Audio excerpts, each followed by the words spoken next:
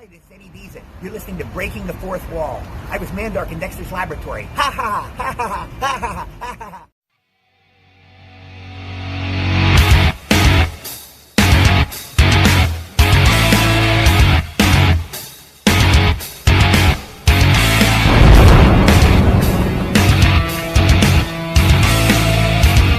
You are listening to Breaking the Fourth Wall on Realm of the Mist Entertainment.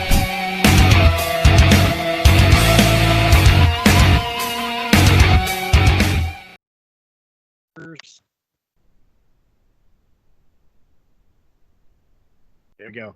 Hey, everybody, welcome to Breaking the Fourth Wall, episode 125. Another milestone. I can't believe it. And today I'm having a blast sitting down talking to a new friend of mine. Cost me 30 days of Facebook jail to make him a friend. I'm kidding. Actor Joe Finfera. Joe, how you doing today? I feel good because 125 happens to be my lucky number. Oh, he's going to go out and play the lottery tonight. That's exactly right. That's right. My pick 3, 125, and that is my lucky number. No, I'm doing great, man. Thanks for having me on. I appreciate it. Oh, no, not at all. Well, you know, with Breaking the Fourth Wall, as I was explaining to you before we went on air, Breaking the Fourth Wall is more of a conversational interview as opposed to just, you know, cold questions, you know, things you get out of you know, you can Google it and find it. So, but I'm going to start it with one of the most stock questions of all time. Okay. What made you want to be an actor? What got you started? Good question. Well, a couple things. You know, when I was a young kid, ironically, I had a dream that I was working on like a set, and I had this weird dream when I was a kid, and I could see lights, and I was in the backstage, and I was actually on the set. But the very earliest would be it's going to have to always be my upbringing. My grandfather was in show business, Okay. and it was. God, I wish my kids could have this type of upbringing with their grandfather around. But my grandfather was a singer, and he was also an actor. And on weekends, he would come to the house, and he played guitar, piano, banjo, bass, violin. He could sing, and he did sing. And on weekends, he'd come and we would sing these songs. And I'm not a singer, but to this day, I'm constantly singing songs. Like if I hear somebody saying something that's a song on the radio, I start singing it. And I don't claim to be a singer. I just love music because that's how I was brought up. And anybody that knows me, I annoy people too because I sing so much. I'm in the car, I'm singing. I annoy my kids. It's just I sing all the time, and that's how I was brought up. And my grandfather was a singer. He did very well. He was actually asked to go into the Bob Hope used to do a tour. I think it was called the CSO back in the day. I think it's CSO. USO. USO. Thank you. I keep getting that mess. Thank you. I knew someone was going to help me with that. USO. He was asked to go and tour the USO, and my grandmother was pregnant with my mother, and he didn't. So, but he always had that look of regret on his face. Right. And he still sang, but locally. Now, and I'm from Baltimore, so this was back in the Baltimore area. He did venture out to California, and he was here for 6 months. And he did like an episode of Three Stooges, and he was out here not very long. He felt very lonely, and he didn't really enjoy it. He's young. He's very, very much younger than I am. And now, and then he came back, and then of course he still did his music. Now, Tex Ritter, John Ritter's father, used to would travel, and my grandfather would sing with his band when he would come into Baltimore, and so he did country type stuff. So I was introduced that way. So my grandfather would always talk about it. I think that's where the seed kind of was laid, and then I guess everybody always has a fascination with television when you're a kid, and you watch certain shows, interesting too. I used to watch, and you probably watched these too. My cool shows I watched when I was younger that kind of influenced my life was The Incredible Hulk, which sounds weird, but The Incredible Hulk, watching that, I think, and you got into it, I talked earlier before, it got me into like, I remember, I think I was in maybe third or fourth grade when it came on, and I wanted to start working out then. And it Right. kind of got me into fitness. So I got into fitness. I was surrounded by like entertainment stuff. I knew my granddad. We would always talk about my grandfather's story about the Three Stooges, and then the USO, and things like that. So that's kind of where I knew it was kind of like it was in my blood, And then, Excuse me. bless you. Then, I think you got to really remember, because it's been a while now, because I started back in the early 90s. I Right. remember when I was younger, I was dating this young lady, and I had to watch soap operas. I had to watch soap operas because if I was going to hang with her, I had to watch her soap operas. So I used to have to watch these during soap operas. And then we ended up breaking my heart. And then I just got this urge to leave and go to go to New York and become become an actor. And so I literally, after I graduated college, I packed up. I did some commercials in Baltimore. I did some commercials in Baltimore where I got the bug. So it originated from childhood stuff, then looking into certain things, doing commercial, and then I decided I was going to go to New York, and I was working out too, and then after she broke my heart, I started working out real heavily, and I got in really, really good shape, and then I started to compete, and and I was doing photo shoots and stuff like that, and I actually had the opportunity to fly to California when I was in college, and I flew out here to California, where I am now, and I ended up getting a photo shoot.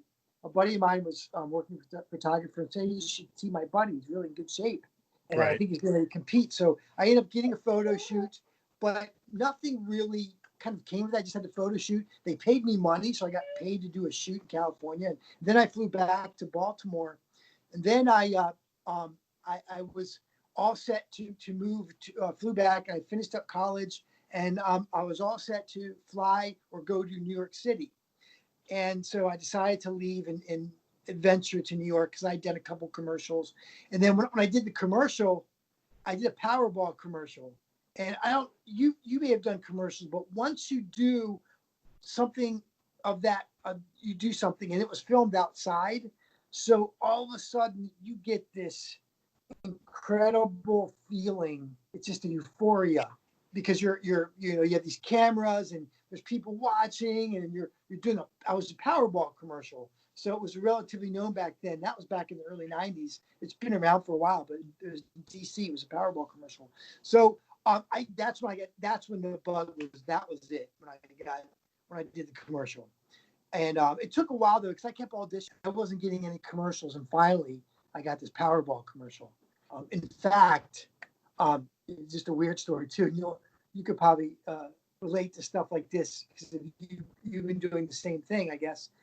Right. I remember the casting person felt sorry for me because I wasn't getting any commercials. So they said, "Hey, we're going to get you this one, and you can have it. So it's for a hand commercial, and it's like you'll be holding like a McDonald's burger or something like that, right?" They're going to give it to me, and they looked at my hands and they go, "Oh, sorry, we can't give you that. They thought my hands were too ugly." I mean, what? My hands aren't ugly, but they thought my hands were ugly, and I couldn't even get a hamburger commercial. And then, so that was funny. But finally, I ended up getting this Powerball commercial, and it hit me. But it was, I did have the expectation that it wasn't going to be easy. So I decided to leave everything after college. So I had a degree. So I did I did the right thing, got my degree.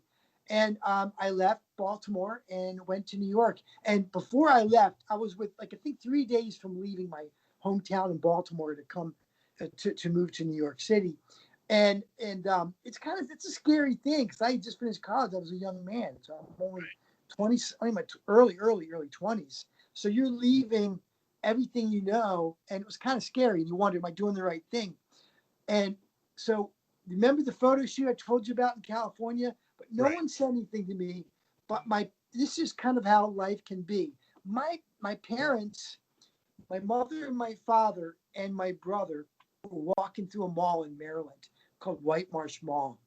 And I remember I shot the photo shoot I did was in California. So they're walking through the mall, conservative type of mall. And as they're walking through, it was like a car or a bookstore or card store or something, greeting cards or whatever. And in the display was, they saw this calendar, and they're like, that guy looks familiar, and my name was on the cover. And my dad, no one said anything to me. I get a knock on my bedroom door. Again, it's 3 days before I was leaving. I was nervous. Like, am I making the right decision? I opened my door, and my dad's holding the cover of this calendar, and I'd made the cover. And you'd think I struck gold, because at that moment, the sea parted, and I was like, there's no doubt in my mind. I made the right decision. I just made the cover of this national calendar. No one said a word to me. The photographer never said a word to me. I made a cover of the calendar. They paid me in the very beginning, but they didn't tell me. I was in malls all over the United States making the cover of this calendar. So I guess I had the right idea, but that's all the beginning stages. And that calendar, and then imagine the odds of your family walking by at this exact time, looking down at this exact time on that exact day, 3 days before I was leaving, and finding that. And believe me, it's a calendar. I'm in a bathing suit. It's not really the kind of calendar you'd see in a kind of conservative area. And but it was there. And it's like things lined up, and it was just meant to be that my youngest brother actually found it. And to this day, this was back in '93, and to this day, I thank him, because, I look back and I think, you wonder, are you making the right decisions and paths you're making? And that, it gave me the answer. The answer was yes. So I took that calendar and I used that as my business card to get to do other photo shoots, and I started a fitness modeling type career. There's a big market for that. And Right. I ended up doing a lot of fitness magazines, Exercise for Men, Men's Workout. I use that to get stuff on shows. They would hire you to do certain things on shows. If you had a certain build for particular scenes, it just kind of got me in there. It's kind of like my easy way in to get in fast. And that Right. was what I used. And it worked. It got me in. And when there was days that I felt, what am I doing? I remember I just made the cover of a national calendar that sold all over the country. And that really just gave me that. It filled me up. It gave me it gave me what I needed to feel like I'm doing the right thing. Because I think no matter what in life, we all take journeys and we wonder, are we doing the right thing? Are we on the right path? And for me to be given something like that, wow, I mean, that's pretty darn good. But I did take that to propel me to get into other shows, and I did get on. I ended up getting on some episodes of One Life to Live, which was that was the first show I really got on, was One Life to Live. I did something called Under Fives and Day Players, and they had like Cord Roberts and so people I used to watch with my ex. I was like going in, and I'd sometimes I'd play a paramedic, and I would be rescuing people with the people I used to watch. So it was really cool stuff, and it's the ultimate revenge against the ex. But we're friends now, so there's no hard feelings. It still hurts a little bit. I'm still saddened, but it was definitely cool. And I also worked in the business world too, so which I still do now. I've always found that I actually like two things. I love the entertainment world, and I love the business world, and I find I'm kind of a whole when I'm doing both. And so I actually worked on Wall Street, and I had like an insurance background. So I worked for a investment banking company, but I did the insurance end, and I would insure a lot of stuff. And I was more or less working with insuring like high end type stuff, but I worked on Wall Street. So that was pretty cool, because the most popular street in the world, Wall Street, I got to work on that street for a while. So that was nice. And then, and then I was able to go off and do episodes on shows like on Guiding Light and stuff like that. So that's kind of like the beginning stages of it. And I did that in New York for a good 9 years. I did commercials and the fitness magazines, fitness books. I got around. It was definitely a blast. I always found myself working. I think the only thing I would say I regret would be not enjoying the journey when I was younger. Right. And I wasn't, and I don't know. Yes, but that's something I do different now. I enjoy the journey. In fact, I force myself to enjoy the journey. And sometimes I have to stop. And I use this word all the time. It's paradigm shift. And that is when I stop enjoying what's going on, I have to do a reset and be thankful. And that's what I do now more than ever because, my grandfather used to sing a song, enjoy yourself. It's later than you think. And this is when I was a kid, he would sing the song. And I still find myself saying this to this day. So there's things that we've grown up with that start us that we take now. So that's kind of the beginning stages of it all. And the real story changes to when I in my 50s. But my grandfather told me when he was out in California, he said it was very lonely, and which is probably why I decided to go to New York versus California first. And Right. So I was kind of petrified. But New York was close enough to my family in Baltimore that I could always go back and take a train ride, and I could be back in no time. So I still felt a little bit of connection because I still think I had my roots, and I was still young, and I wanted to still be close to my family.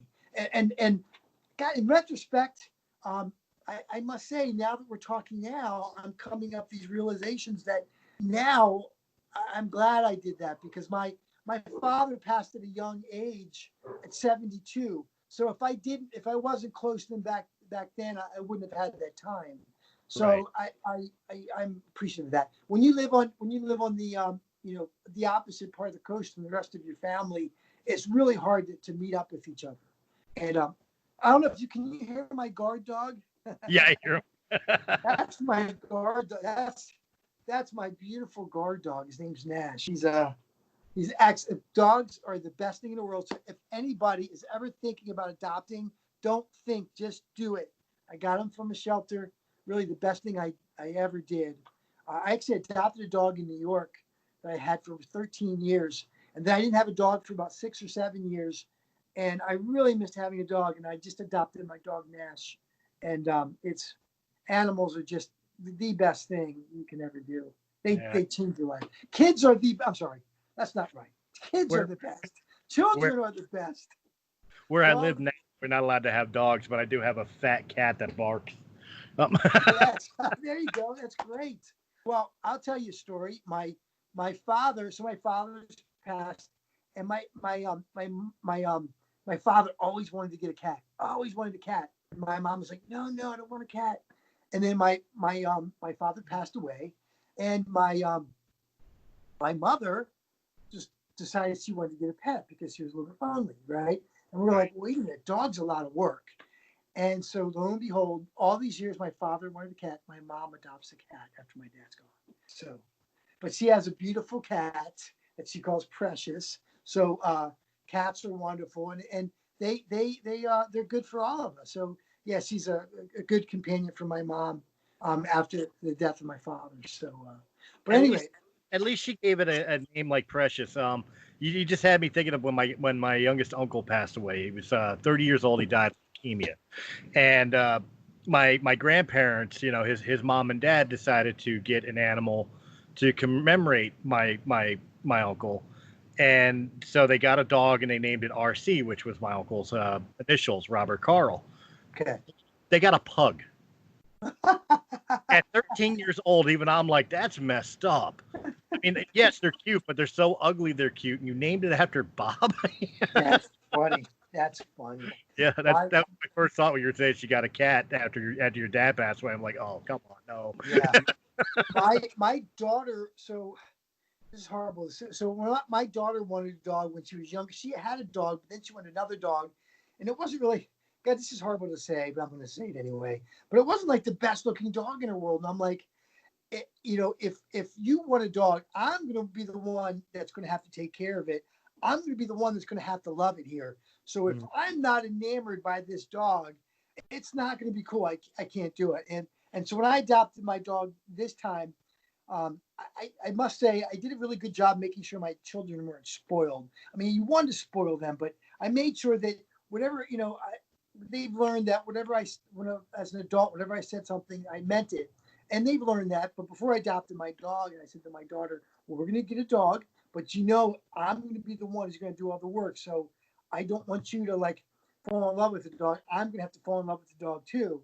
And so she understood that. So, but yeah, the worst thing. So, but we both fell in love with this dog. In fact, what was really cool about him was we went to the shelter to go pick him up, and he's got these beautiful eyes and everything. And I started petting him a little bit. He was in the cage area, and I said I couldn't really reach him all the way. So I said, hey, you're going to need to scoot over because I can't reach you. And he literally shoved his whole body against the fence so I could pet him. And I thought, wow, this dog really listens. And then my daughter came over. She liked him too. And then, of course, when you make a decision, I didn't really. I said, okay, well, let's just go. Let's just think about it, And so we walked away. I said, see you later. I walked away, and we got about 15 feet away, and we heard this bark, this loud bark. And I turned and I said, is that dog we were just petting? My daughter said, yeah. So we walked back, and it was my dog now. He was barking at me. And I thought, oh, my gosh, I think we have to adopt this dog. He was barking at us. We got 15 feet away. He called us back. And you adopted you. We went back to the office. And one good thing about this shelter, it's Castaic Animal Shelter in Santa Clarita. They're so great because they know they made it fast. You sign the paperwork, you do a meet and greet thing first. And first you do the meet and greet to see if you connect. So right. I got my dog out of the cage. My daughter and I took him. I have a son too, but my son wasn't with us. I don't want to not mention my son, but my daughter and I went. My son's 18. Was he off in college? Not yet, but he's 18. But we went back to this area where you go and meet with the dog and see if you guys are compatible. Well, right. The dog was so happy to be out of the cage. He just started running around. He kind of ignored us. And then I said to him, hey, I'm your ticket to freedom. You better start giving us some attention. I kid you not. He was like 15 feet away. He turned around, kind of trotted over to my daughter, jumped on her shoulders and started kissing her cheek. And then it's like history. In fact, there was another pen where these other people were with other dogs. They all said, "Aw." They were saying, "Aw." So it was like everybody saw this and they all said, "Aw." And at that moment, it was like done deal. He listened to it. It was like done deal. It was it. So then you go back and then you have your dog spaded or neutered. They had him either spaded or neutered. I'm not sure which one it is. But he was one of them. It was done. They do it right away and they chip him. They do all that stuff. And then the next day we picked him up. And honestly, it's been, I think this September will be over 2 years. And it's been, when I think about how I started to walk away and he, believe me, this guy, I spoil him so much. But I think about, he has the life that he asked for. I walked away. He got what he wanted. He called me back. And I think, wow, and to this day, when he wants something, you'll hear him barking. He barks and he gets it, whether it's a bone or more water or want to go outside or whatever it is. He's very boisterous because he's a half shepherd, half husky. So, wow. Yeah, great dog. He's very obedient when he wants something. When he wants something, he's obedient. And then, he for the most part, he's good. I did take him to training and stuff like that. So I always tell everybody you should definitely take your dog to training. But that's my dog situation. So, but I got to tell you I guess your show is breaking the fourth wall. When I had children, I didn't really do that much in the entertainment field. And you and I were talking about our age earlier, and so right. So after I had my kids, it's a little bit rough to make. Even if you've done some decent stuff, it doesn't matter. It's still hard to survive in the entertainment industry. It just is. So having kids, I had to really just sit and focus on just providing, because it was difficult. But I've been blessed because I was able to, I did a lot of TV commercials in my time, and I did a lot of print ads. So I kind of always worked in marketing. So literally the last 15 years, I was able to marry my knowledge of marketing with the entertainment stuff. And I've actually been working in marketing for the past, I guess, about past 13 years now. And I'm actually a VP of sales for a marketing company. So so I get to work. So I've married those two things, and which is great. But on the flip side, you're still in your office, and when you're an entertainer, you never stop entertaining. So I'm either trying to make people laugh, or I'm singing, driving people crazy, and so I would say by the time I was 49, well, coincidentally, I have a co-VP or co-manager who happens to be a writer, and he wrote stuff for the Hallmark Channel, and he's written some other movies that are on IMDb and stuff like that, some other bigger films with some well-known people. So he writes, and so he started writing again. He started even in publishing books, and with Amazon. You can write your own stuff, and you have a way to publish it nowadays. There's a lot more avenues to do things. So he just was kind of the catalyst that made me look at things, because I got out of the business. I wouldn't say get out of the business. I just didn't push myself in the business, because I don't think anybody ever gets out. It's just no one's banging down your door, So right. He said, we got to finish what we started. Things are different. You never know. There's a market for people that are in their 40s, 50s. And I still stay in shape. Even though I do all the fitness stuff, I still work out 5 to 6 days a week. I run almost every day. I still watch what I eat, and I have this weird thing. I did spend a lot of my life like watching what I eat to such a detail. So I've always lived as if I was maybe 3 to 4 weeks away from a photo shoot. Okay. And even at 51, I still live like that, as if, oh my God, I'm 3 weeks out from a photo shoot, which is not true. And because I'm not going to, no one was banging down my door for me to do a calendar anymore. I was able to do 2 calendars and a lot of fitness books and stuff like that, but no one's banging down my door for that anymore. But anyway, he said, hey, you were saying, hey, you should look into doing some more work in the entertainment industry. Why not? And, with my background in marketing, I decided to push it again. My children were real supportive, and they're like, my daughter even gave me this card. So I decided to, finish what I started. My kids were older. My son was getting ready to start college. My daughter, she was getting ready to start high school. But when your kids are older, they spend more time. It's a little bit easier to do things, because when you're doing the entertainment industry, sometimes it's weekends, it's evenings, it's all this stuff. It's like, it's whenever. When your kids are younger, and I was divorced, so I was a single father, there's no way. But now that my kids are older, I had the ability to do this stuff. And I thought, let me finish what I started. And I decided to really push it again. And really the first thing I got out, I did one little job just to get my feet wet, just to have a script again, read again, just to get used to get everything flowing again. And then kind of the first thing out of the gate was General Hospital. They gave me a part playing this a mafia guy that creates these phony passports. So there I was, all these years working in the office. In my mind, I knew I could do it again. I decided, hey, I'm not going to just say no. I'm going to do something about it. And I started pushing it again. And lo and behold, I did it. It is an awesome feeling when you're in the office all these years, and then you're back on this huge studio, and then all of a sudden, like, you're the only one on camera on ABC at that moment on television. It's just, I just can't. It's it's incredible. I don't necessarily know, but the one question I've been wanting to ask since you started, you said you were a kid who used to actually dream about being on stage, on a sound stage, or film stage, seeing the lights, seeing the sound, seeing the cameras. How did it compare to real life when you finally stood on that stage for the first time? Did you look back and say, I knew it, or was it just more than you even imagined?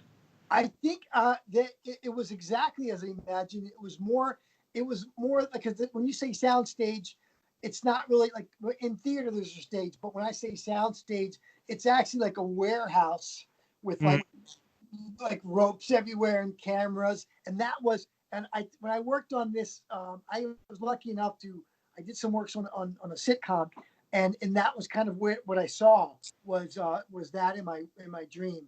Right. So yeah, it was exactly right. I remember walking theater. This was my dream that I had when I was a kid, and so yeah, it was almost spot on. So it was pretty damn cool. So yeah, No, it was spot on. It was another, spot on. another thing I connected to is when you were talking about when your little brother found your calendar spread, and like, oh my God, it reminded me of again, I used to be a professional wrestler. And I was kind of on the same fence as you at some point when I was out in Colorado. I'm like, is it really worth the beatings I'm putting my body through? I'm not really making that much money. I'm not moving up in the ranks. Why, starting to have those doubts, starting to have those feelings about like, is this the right path? Am I doing the right thing? And what was funny is I wound up working for a company called Rocky Mountain Championship Wrestling. And I did my first match for him. Didn't think nothing of it. It was a match out of a high school, and I actually wound up losing that match, just to let everybody know. And a couple weeks later, I'm up in Wheat Ridge, Colorado, and I stopped at a Dunkin' Donuts to get a cup of coffee and something to eat. And these kids run up to me. Oh my God, you're him! Can I have your autograph? And I'm looking at them like, who are you? And understand, like, the high school that we wrestled in was in Colorado Springs. If you look at a map of Colorado, you find out how far away Wheat Ridge is from Colorado Springs. So it's not like I thought these kids were at the show. So I'm like, who are you mistaking me for? Oh, we saw you on TV. We saw you on TV. I said, when did you see me on TV? Here, that match was televised, and I didn't know it. Wow. I was on UPN 57 in Colorado, and it completely blew my mind that these kids wanted a nobody's autograph like me. And I'm like, okay, maybe I am on the right path. Wow. Yeah, isn't it right? That's the thing. Dude, you gave me a chill. You just gave me a chill, man. Oh my God, that's awesome, man.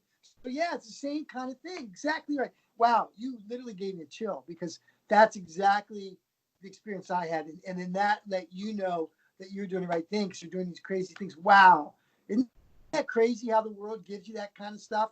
Hmm. Wow, man, I love that story. That's pretty damn cool. So that leads. So I'm going to ask you something Go because ahead. you're a tough guy. You're a wrestler, and I was thinking about this. So you and I just shared like this serendipity type thing or whatever. So have you ever like? Do you believe in that? Like the other energy? Have you ever experienced something where you said it and then it became true? Has it ever happened to you? Have you ever felt that?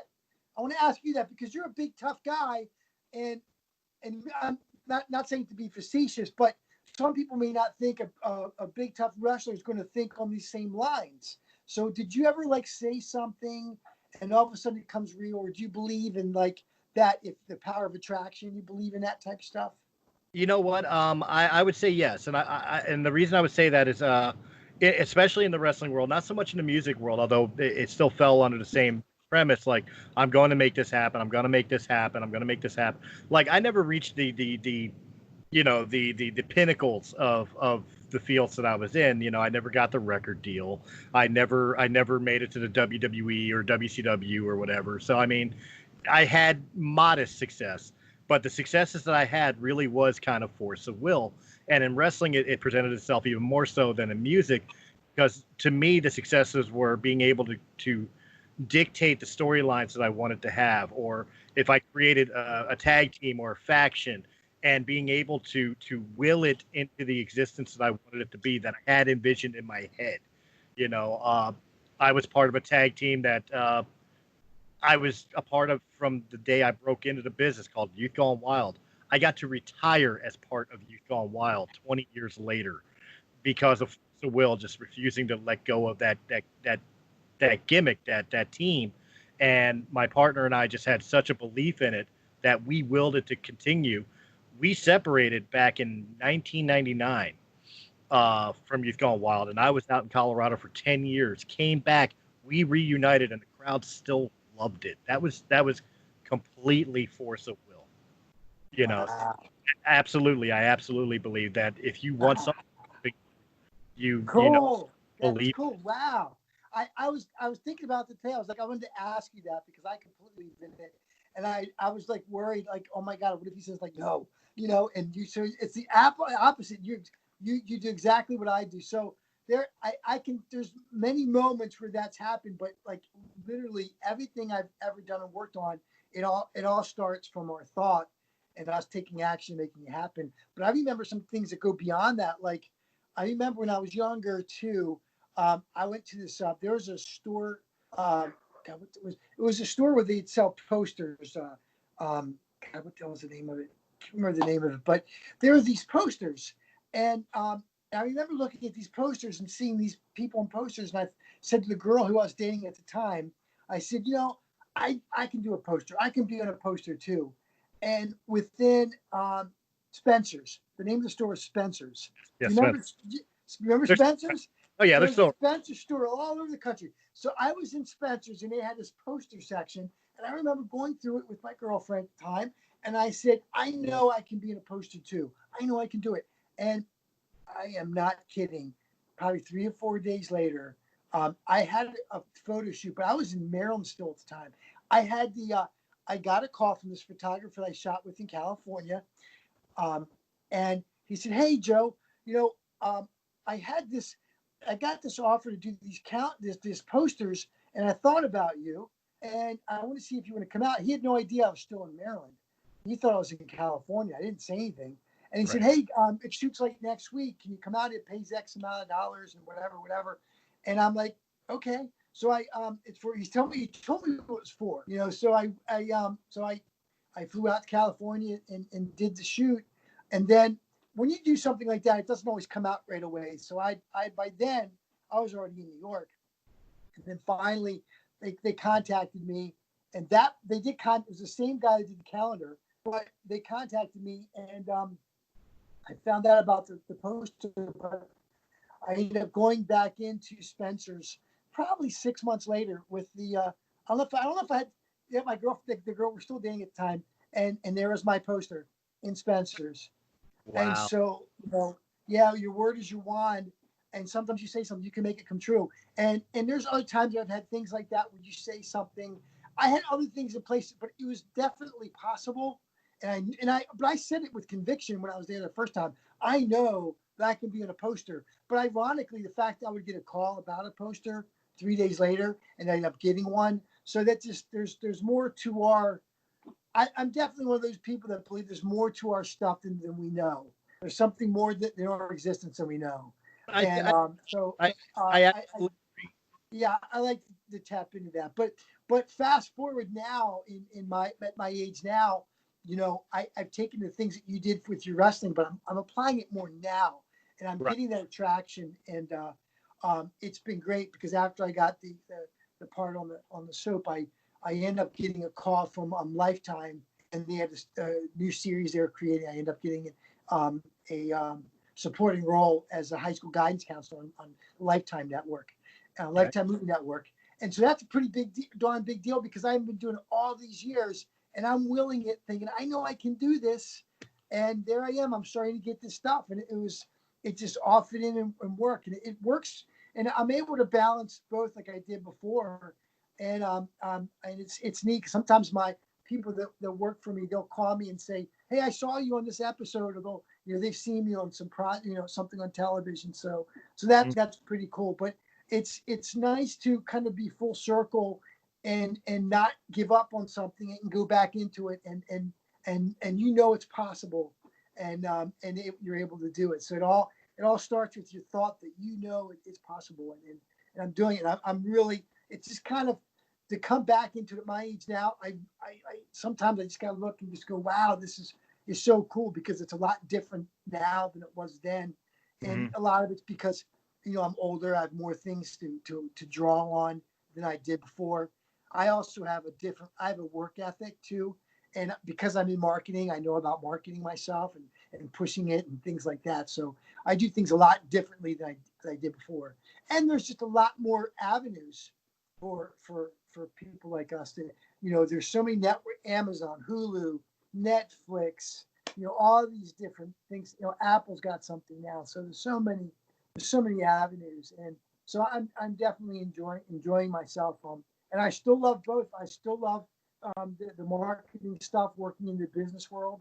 My clients, sometimes they'll see me, and I love doing the business world. I love doing and I love then going off and doing an episode of the show. I'm having a blast, and it's fun to be able to do both. I'm really enjoying things. And so I really, and I was telling you before, when I was younger, I didn't necessarily enjoy the journey. At my age now, I have my two children, and I've done well. And now, even like now, you still always want, it's always the next thing, the next thing, the next thing. So even though I get caught up in things, I still have to stop and say, wait a minute, if it's not coming as fast as I want, I got to stop for a second and remember to enjoy the journey and be happy with everything I have now and enjoy life. And then that keeps everything flowing. But when we're older, you gotta at some point enjoy things and then stop and look around and look up and you see, oh my gosh, it's beautiful mountains and there's trees and it's a beautiful place. So you gotta stop and take a look. And that's one thing I am doing different now. Well, see that's something I agree with, and to an extent, there's a little spin on it. Throughout the years that I was a professional wrestler, one of the things that was always drilled into your head was that wrestling's been around for over 100 years. The professional field of wrestling has been around for over 100 years. People like Buddy Rydell and Don the Rock Morocco and all that. They paved the way for the Ric Flairs and the Hulk Hogans, and they paved the way for the Shawn Michaels and the Steve Austins, and they paved the way for, the Roman Reigns and the Seth Rollins, and they paved the way for us. What legacy are we going to do? One thing you always have to keep in mind as a professional wrestler is that not only are you building your legacy, but what are you going to give the next generation? What do you keep the company, keep the business and traditions alive? And it's really, again, power of the will. When I was a professional wrestler, part of Youth Gone Wild's gimmick was it's time to push the dinosaurs out of the spotlight. It's our time to shine. And when it was time for Youth Gone Wild to end, I was training new trainees and pushing them on. And when I walked away for good. And I started doing podcasting. And what's ironic is when I started podcasting, I started with Breaking the Fourth Wall here. If you go back to the first 2 seasons of Breaking the Fourth Wall, it wasn't an interview show. It was, round table discussions about movies. And it was terrible. But what's funny is I started paving the way forward when I started getting hooked up with people like Steve Joyner, and he started sending me actors and actresses. And, I started paving the way forward other podcasters, and I especially started to paving the way forward for promoting others and helping them to push their dreams and their goals. And it's funny how life will simulate itself no matter what it is it's going. I may not be doing the things that I envisioned when I was 19, 20 years old, but I have in no way, shape, or form failed that envisionment of 19 or 20 years old. If that makes sense, you know what I mean? Makes a lot of sense. And that was something I was going to say is like, even with the force of will for people that may wish to be an actor or a musician or comedian or whatever, you may not reach the pinnacle that you think is the top. It's possible. It's a hard world to live in, but success is success. Yeah, I agree. I agree. And I totally agree. And I know that, one thing from my buddy of mine we've talked about is I've told him, because he's a writer, and I said, the story, when you write, I think the story should be a story of you as a writer, me as an entertainment. If the story is that you can stop something and you're a certain age, you can continue where you left off. And whether you're a writer, you're a painter, you're a director, you want to open a specific store, whether it's a coffee shop, anything that you've ever wanted to do, it's never too late. And if you still have that will and you still have that drive, you can do it. You may have paved the way for it. Like, I know for me, I think I always knew that I was working up towards what I'm doing now, to just maybe to be more, I guess, financially secure. Maybe I was working on that, because I think I always had the vision of what I was trying to do and work towards stability, because the hardest thing to gain in the entertainment world is stability. So maybe if whoever you are out there, I was talking to somebody the other day, and they said, everybody always says, if I can change one person, if I can change 3 people, if I can make 3 people do something different, maybe you've been paving the way for whatever you've been doing, and now's the time to do it. And one thing I do differently, now is I don't necessarily, I take leaps, but they're educated leaps. I Right. work, and it's not, I'm not just going to jump off into where there's nothing. I think that's crazy. So I listen to all these big investors, and even like with Warren Buffett, whoever they are, and they always know what their loss could possibly be. And even though they do very well, they're still going to only make certain investments when they know their risk isn't that high. So I take chances with my time, just being tired, working hard, and things like that. So Mm-hmm. I'm still gonna, that's the thing I do different now too. Is I'm very cautious with everything. The biggest asset I have is time. So I look at all that stuff too. So that's one of the things I do now. So, but it is exciting to me. And one thing I do want to share with like anybody is it's like, it's not over. And you have always heard about it before, but it's not over. And it's exciting that when you believe it's possible, and then all of a sudden it starts happening. It's exciting when you get a call, and you just never know when my phone rings now. It's pretty exciting because I never know who the hell it's going to be or what it's about. And so I just got a call the other day. I kind of can't say anything, but it's an exciting call to work with somebody that I've seen before. So it's that I've watched on television before. So I get these exciting calls, and it really makes things really fun. You just never know who the hell's going to call, and what's going to happen. It's pretty Well, exciting. well, one thing I do got to ask you is because you have been in filming, you've done shorts, you've done film, you've done television. Which one is more exciting to do for you? I know the television world is a lot different than the film world, as it were. I didn't want to use the term big budget because even an indie film, I know a 2-hour film is a different schedule, a different world than filming 1 to 12 episodes of a season of a TV show. So which one thrills you more when you go on set? One where it's going to be kind of more longer chain, even though it's only on the smaller screen, or is it the big screen adaptations? That's a really good question. I would say if I'm working on something and I know it's going to be broadcast to gazillions of people, then that's probably definitely more exciting.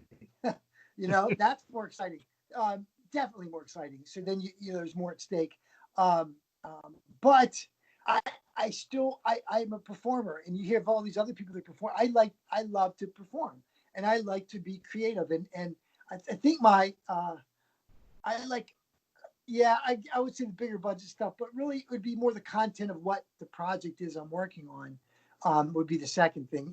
Obviously you want everything to hit that medium, but nowadays you can work on something that's like on television, and then it would still kind of, it goes from like a regular network type thing to being sold on Amazon, or like even now stuff that's supposed to be shown in film, it's going right to being streamed because you can't go in theaters now. Who knows what's going to happen. Um, so it is nice to know that there's working on a project where there's a big audience. That's pretty darn exciting. But I just like to perform. In fact, in this arena, sometimes if there's nothing that's really big coming my way, because I'm not terribly known, I can work on doing a short or something to keep everything still rolling. So I do love the fact that I have the ability to do that, because I think for me, I just want to keep performing. So if Right. there's not a big project that's going on that's on the network, if there's somebody that's working on um, a project. Now, bear in mind, I've done a lot in the past, let's say 3 years. So now I'm a little more choosy what I'm going to do now. So I have to really look and make sure that the person working on something wants to is a true artist, and they really take themselves to that next level. They're like focused on something, like what's their focus, and if they're focused on, my goal is ultimately get an Academy Award or whatever, they're the kind of people I'm looking to work with, whether it's a short film, whether it's whatever it is. That what I guess inspired me more, is that person that's looking to create something that no one else has, and they have the shoot vision. So I guess that would be really answer your question, and I had to get myself to that evolution, is to work with somebody that really wants to work on something that's meaningful or take themselves to that next level because of their creativity. That, I think, inspires me more. Someone that says, hey, I think I can win an award, or I can do this and be recognized for the best screenplay or best whatever. So that, I guess that, I know that inspires me more, because ultimately you want to work on something that gets you recognized for your talents, because that ultimately gives you the biggest staying power. Right. That's what you want. So, that's kind of what my thing would make me excited, is where I know I'm working on a project where everybody's working to do something great and take themselves to that level beyond. No, you're not wrong. If you go into any type of field, even if it's not entertainment, if you go into a type of field with expectations of being average or failing, that's Right. exactly all you're ever going to be. So you're absolutely right. Always shoot for the stars. Right. But Right. there's two things that you said that one's kind of a fun question, and I'll preface it with something. But before I do, I'll ask this question, and this question is: you said anything to keep the ball rolling. You'll do a short to keep the ball rolling, to keep the steam going. Have you ever, or would you ever, consider live stage performances in Good. Broadway or play or something of that nature? I'm laughing because I wasn't sure what the hell you were going to say. The answer is, well, as Meatloaf would say, I will do anything for love, but I won't do that. No, I did a lot of stage. I did a lot of theater in New York City. I did tons of theater, and so I did a lot when I was younger. It's a huge time commitment. I learned a lot. It's to work on something where you'd rehearse a play for a month before you put it up, because you're going on for an hour and just talking over and over again. So when I was younger, I did a lot. Where I am now, I don't. That's not really what I want to do now. So I don't really have desire to do theater. In fact, I was asked by someone to do something, and I just that's not where my passion is. But it was when I was younger. I did do that. So one thing I also told myself now, doing things at 51, is if I'm not enjoying myself, whatever it is, and I don't want to do it, I'm not going to do it, because life's too short. So I'm not, do I like theater? Yeah. Did I like it when I did it before? Yes. But I'm not. I'll take all the experience I got, because I know, but I don't have that desire now to do theater. I like the film and television. I like it's recorded. I like that mainstream. That's Okay. where the focus is. Now the other one kind of plays off of what we were talking about. This one's a hypothetical question. Okay. And like I said, I'll preface it with an example. If I were an actor, if I had aspirations of being an actor, the ultimate role I would ever want is, let me be an extra in a Star Wars film. You don't even have to pay me; just let me take the lightsaber home. That preposition for this reason, this question. If you had control to choose any role in any style of film whatsoever, what would you choose? What would be the top choice for Joe to say, yeah, that's the movie I want to do, or that's the TV show I want to do? Okay. Good question. Gosh, I like so many different parts. It's hard to say. So let's see. I would have to, maybe a movie that's already been out, and say I wish I was in that movie, or a type of movie. What are you thinking? Your world, your rules.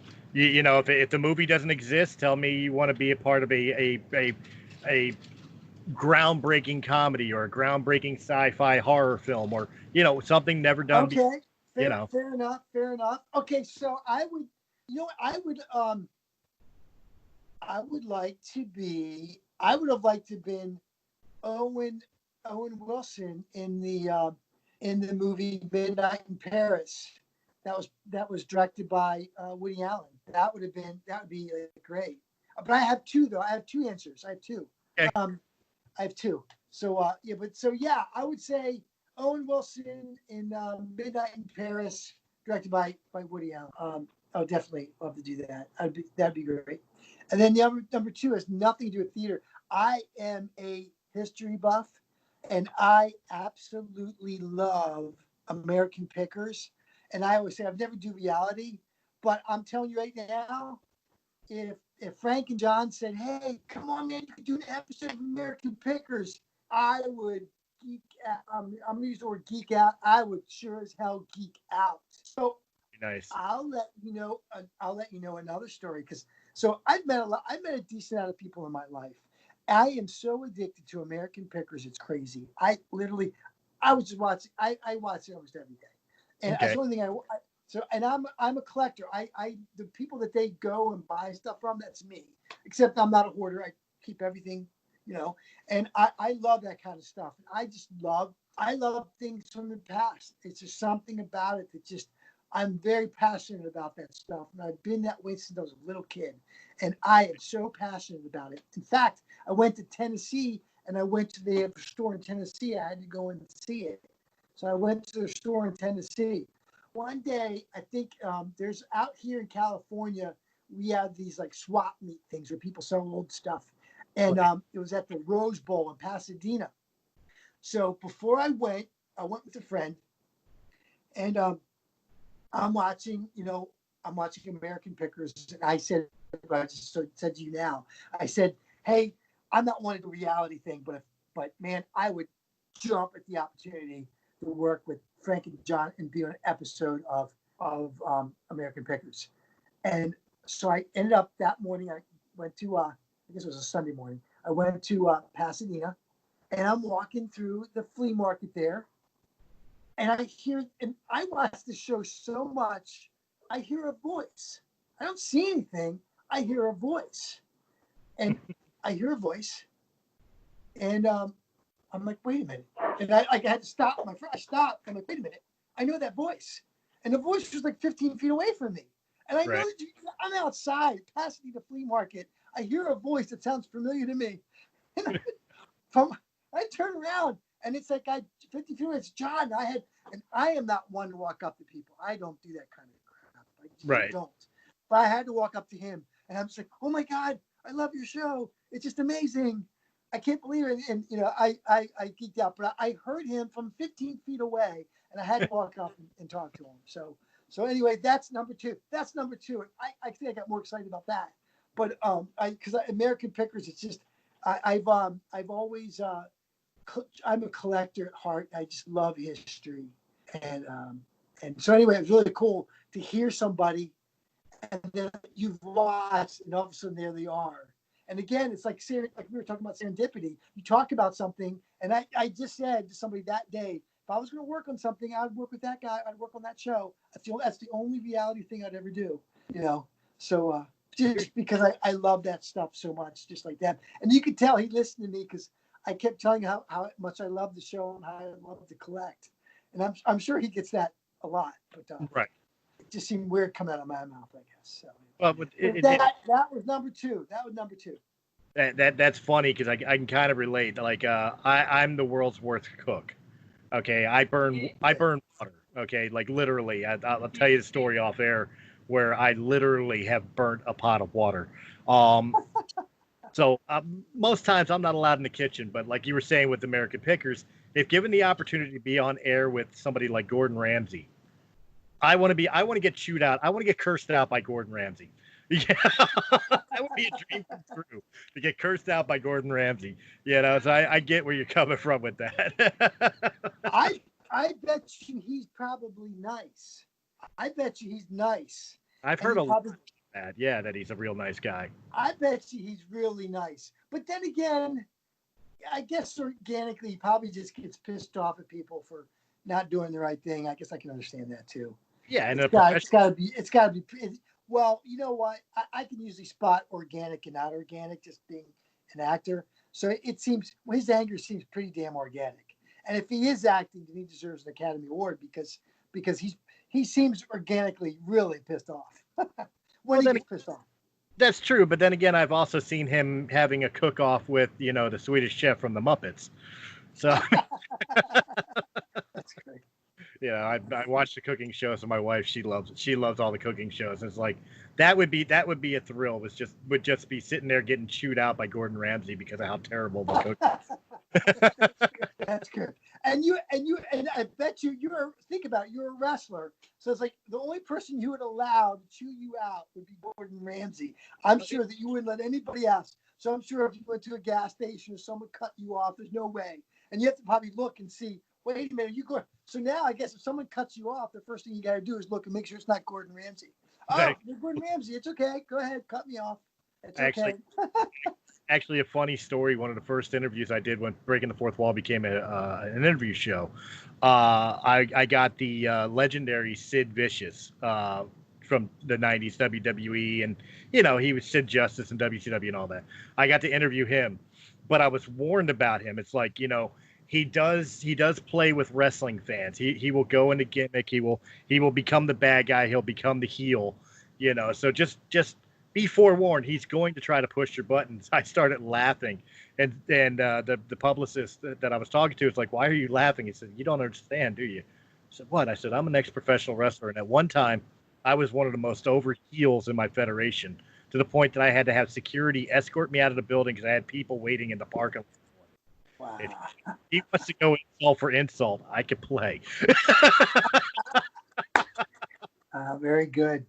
Turns out he was a real nice guy to me, and I've never even had to play that role, but I was ready for it. I'm like, if he wants that's great. Nice. Nice. Love it.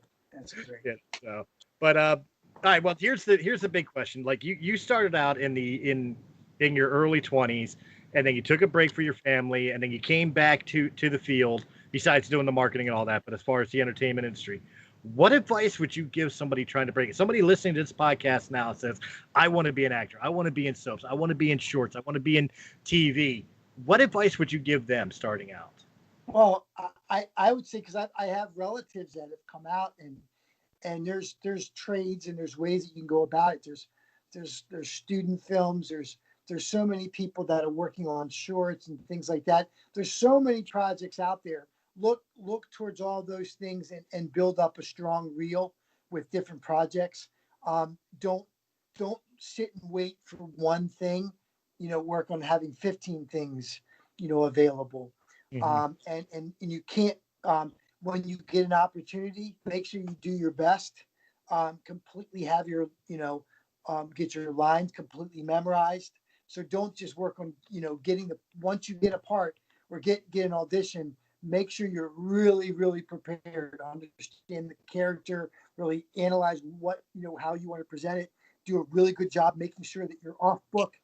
I just think no matter what, if you possibly can, you should be off book, because when you're reading lines, doesn't come through right. Right.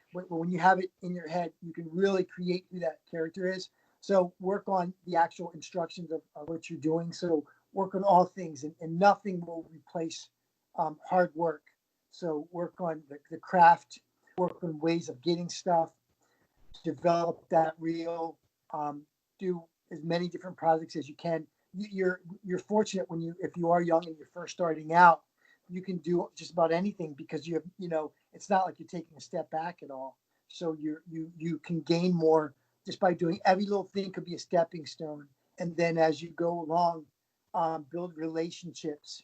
And as you build relationships, you'll learn other things, like how to do things this way or that way, and then all the relationships with people will be you'll find you're headed down the road, and that the people you meet along that path will help guide you to where you want to go. So that's my biggest thing. And don't expect anybody to hold your hand and take you there. But do the hard work, because no one's just going to hand you anything. But Right. build relationships along the way. And the things that will be handed to you will be advice. And it's your job to take that advice and apply it, and work hard, and do really good at your craft. and work on being the best at the craft and doing a good job. And then nothing can stop you at that point. And it'll just happen eventually just because of that. And there is so much work out there if you're willing to be or do a really good job at what you're doing. That's excellent. And I you know what, it does bring another question that I wanted to ask. I was actually surprised in the world of professional wrestling when I broke into it. Like as a fan beforehand, I always looked at it and you kind of, you don't necessarily believe what you see on TV, but you kind of believed on TV that, you know, like the big stars thought they were big stars and, you know, stuff like that. I was very surprised within the industry how many people are willing to impart that advice and impart that wanting to see you improve and become better. There was still a cutthroat aspect of pro wrestling, but in general, most people were willing to help try to elevate you better. Is that the same in the acting industry? Is it like more there people are more willing to impart the wisdom and the knowledge to help a young up and comer, or is it like it's here? I think, well, for me, I when I see somebody young, I just relive when I was young. So I just want to help out because of what you were saying earlier. I believe in kind of paying it forward. So I've done some commercials with kids that play I worked with this one kid that played my son in this commercial. And I just wanted to give him help because I felt, I know the struggle. So I just want to just help out because I know what it feels like. And I want to, give advice. And and I do believe in a karma and paying it forward type thing.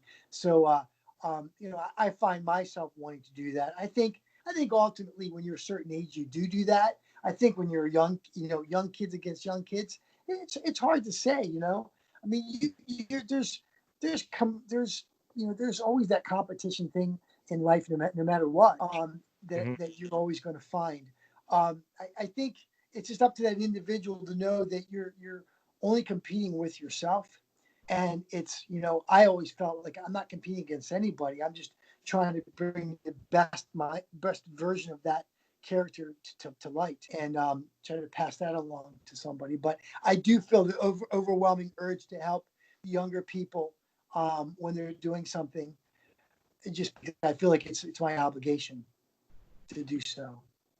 I'm just curious because I know there's a stigma to the acting world where a lot of the older actors can be, oh, you'll never reach my level of stardom, type. And I was hoping to hear basically what you're telling me, where like a lot of them will be more, rather than being that way, they would be more. Let me tell you the mistakes it's so you don't make them. You know what I mean, type deal. Yeah, I think you're gonna find more people like that. But then if you got somebody that's really, extremely well known, they're not really going to associate with it. They're just too busy. They're not really going to associate with anybody. It's hard to say how they're going to do it. I guess if there's someone like me that's been through hard knocks, I think when you have somebody's experienced hard knocks, you don't want somebody to go through the same hard knocks that you did. Right. There's a guard dog. He wants to be in the interview too. That's all. Yeah, he does. All right. Well, the final thing I got to ask is anybody who's paying attention to this podcast, and they want to get in contact with you, maybe professionally, maybe just have some questions I didn't ask. Where can somebody reach you if they wanted to get in contact with you? Absolutely. I mean, the old-fashioned way, which is email. I have my email is Joe Finfera at AOL.com. You can just shoot me a good old-fashioned email, and that's a good way. I'm also on Instagram, so you can follow me on Instagram. Facebook, I'm almost maxed out on Facebook, but you can still send me a request if you want on Facebook. And then I'm on Twitter as well. Facebook is Joe Finfera, and then Instagram is, I think, Joseph Finfera. But if you look, you'll be able to recognize me if you punch in my name, Joe, Finfera. And then, of course, you can always go on IMDb and look me up on IMDb, and you can see current projects I'm working on different films. And there's, again, the world's changing a lot. There's so many different projects. You do a lot of projects, and sometimes it takes 6 months to a year, even a year longer before they even come out. So I have a lot of stuff like that. I'm waiting to hit. Some things going to be on. I have a lot of things that be on. Should be on Amazon and Netflix and things like that. So I'm still waiting on. I have a show that I worked on. We did a feature, but I know they're pitching it to Netflix. So you can check me out on IMDb. And the other place too is I have. Whenever I do a little projects here or there, whatever it is, I always put my little scenes on YouTube. So you can always go on YouTube, just type in Joe Finfera YouTube, and then you can see some current things I've done. I've done some, whatever television show, but just go on YouTube and you can see some of my projects. Excellent. And speaking of the projects, we normally I like I told you before we started this interview, I wanted to talk about like up and coming things. Out of the projects that may be on hold right now due to the whole COVID thing and everything else, is there anything that's coming out soon that we should be keeping an eye out for that you can talk about? Well, yeah. I mean, I got one thing that's on the air on right now. It's called a couple things. I have a film called The Opiate Diaries on Amazon. The opiate it's about the opioid epidemic, and it's so go on Amazon, you can watch that. I think the opioid epidemic is so bad nowadays that it's in every family. It's in the workplace. It's so bad, and I want to spread the message of that, because if I can change 3 people and make them think before they do something, that film's the kind of film that would do that. It's a film, but it's kind of like a documentary style as well. So you'll gain some really good knowledge of I play an opioid. I play a doctor. And so, and how dangerous pain medication can be. So I'm pretty proud of that film in particular. So I definitely want to promote that. I have I have a little film. I do a little walk on roll in a film called Alienated. That should be hitting, I think, Netflix soon. I also have, I should be on the Travel Channel soon. There's a show called Believers. And I'm always calling, I'm going to call and find out when it's going to air. But I did a show called Believers, the whole episode of a show called Believers on the Travel Channel. Information on that, when I find out, I'll post it.